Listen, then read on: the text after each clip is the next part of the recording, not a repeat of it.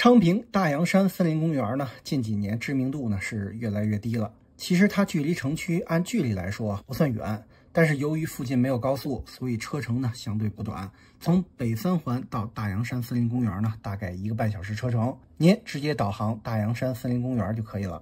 一般呢会先走怀昌路，再上桃下路。桃下路呢是知名的骑行路线，我回头呢会单独说一期。快到公园时呢，您会远远的看到小洋山的山顶。景区虽然叫大洋山森林公园啊，其实游人只能爬到小洋山山顶前的一个山顶。到大洋山森林公园的门口呢，是当地的牧场村村口，村口有昌37路，您可以乘地铁在北少洼站下 C 口出，到了路口过马路，去换乘公交车昌37路，单程2个半小时。村口的大门呢，也是森林公园的大门，门口购票核验，成人15，老年卡呢免费，锦绣华北卡和京津冀名胜文化休闲卡呢都免费。车可以直接开进景区里，景区里呢其实挺深的，距离登山口呢也不近，您自驾车呢会更方便一些。景区有很多建筑都已经荒废了，变成了危房。景区前半部分路的周边您可以直接忽略掉。当您看到画面中的这个牌子这条路是步行直接登小洋山山顶的路，顺着这条路步行到头呢，您会看到一座牌楼，从牌楼的左侧呢就是去山顶的路。自驾车您不要进这条路因为没地儿停车。您继续往前开一点就是 P2 停车场，非常近，地图上叫赵家峪，停车场很大，就是太晒了。一般游客呢都是把车停在这里，然后开始游览，我也是多说两句，如果您不停在 P2 停车场，继续开车向前也能开挺远的。路边以前应该是有溪水，不过现在早就干了。再往上去呢是一座水库，去水库的路上也有去迎客松和石佛寺的路。另外路上呢还有一些废弃的景点儿。开到最里面呢是座废弃的房子和一个快要干涸的水库。这里的缺点就是没水以后差不多快变成臭水沟了，蚊虫比较多。这里优点呢是真的很安静，没有游人也没有工作人员。如果您不是特别需要吸水的话，想找一个安静没人的地方，这里的树林里绝对安静，而且有网络。再说回大洋山游览路线，从 P2 停车场明显的台阶上去前面的亭子中就是长寿泉水井，在台阶旁边的龙头是泉水流出的地方。据说以前很多人在这里打水，现在已经是门可罗雀了。亭子中的水井呢也被封了。从亭子往左石砖的平路可以去刚才直接去小洋山山顶的路，可以直接去爬山。我选的是往上的台阶路，是去石佛寺和迎客松的方向。我当时并不知道这么走其实是距离登山路线越来越远。一路走过去，路况呢没有问题，树林呢也很多，夏天不会晒。走到岔路口一条是直接去迎客松，另外一条呢是去石佛寺，我选的是去石佛寺。很快呢就到了石佛寺，一个非常小的房子。这里其实也能去迎客松，我选择呢再去石塔群。往右边是去迎客松，往左边是去这个石塔群。路上呢有神塔，也没个介绍，我看着可能像是辽代的塔。走不了多久呢就是石塔群，这里呢就是2座小塔，也不知道为什么叫石塔群。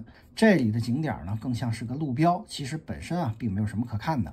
石塔群这里的指示牌指示的非常不清楚去山顶指示的向左，其实往上的这条路才是去小洋山山顶的路。但从我这个角度看，我以为指示牌指的是向左，所以呢我就往左走。结果呢我最后又走回了牌楼这里，等于我又回到了 P2 停车场的方向。当然也有很多家长带老人和孩子来大洋山，并不是爬山就是沿山边这条路走，最后回到 P2 停车场，等于走了一个小环线。难度呢是非常非常小，基本就是散步的强度，一圈下来呢大概半个小时左右，既锻炼了呢也不累。然后呢找个树林里野餐就挺好的。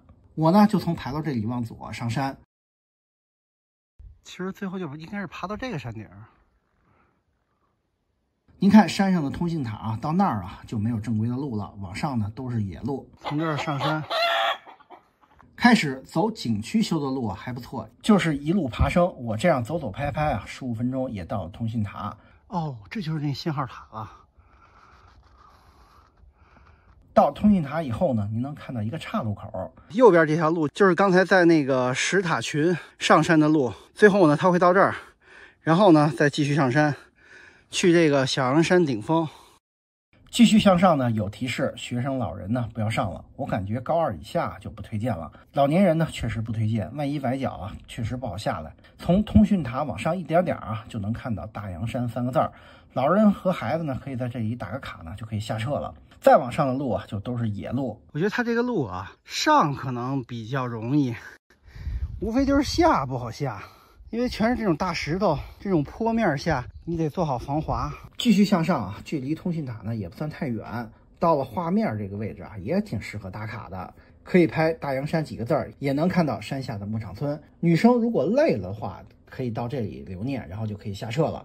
再往上去的路啊就不好走了，都是在石头上走，这就体现了我戴手套爬的优势了啊，都是这种路啊。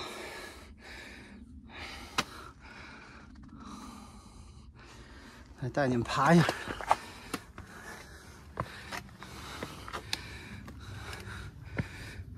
哦，旁边这是悬崖呀，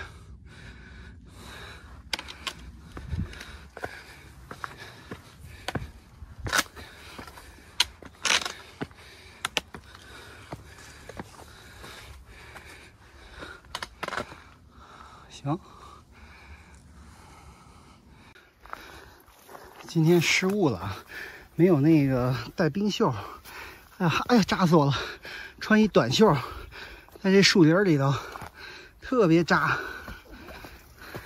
最后上到指示牌这里，写着小洋山山顶，海拔559米，往前去啊才是山顶。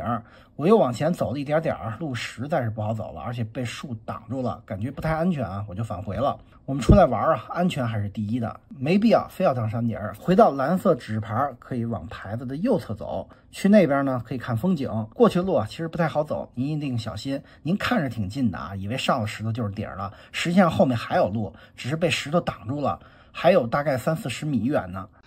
这应该就是那小洋山顶峰，你看啊，这儿基本上都让人踩的形成路了。哇塞，我转过来还有，基本上等于您在山顶的大石头上走，非常难走。最后到这里应该就是大洋山几个字儿的山顶了。从通讯塔到这里啊，我用大概30分钟。到了山顶呢，风景还可以，大洋山周边的山色呢算是不错，唯一的缺点啊就是没水。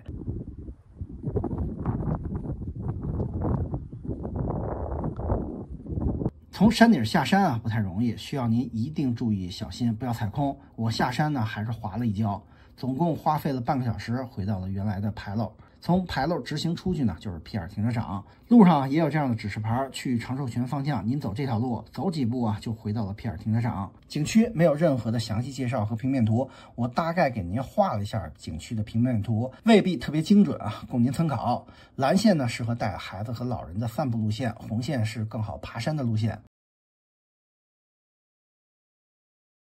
如果您觉得我的攻略对您有所帮助，请支持一下，看看我的橱窗。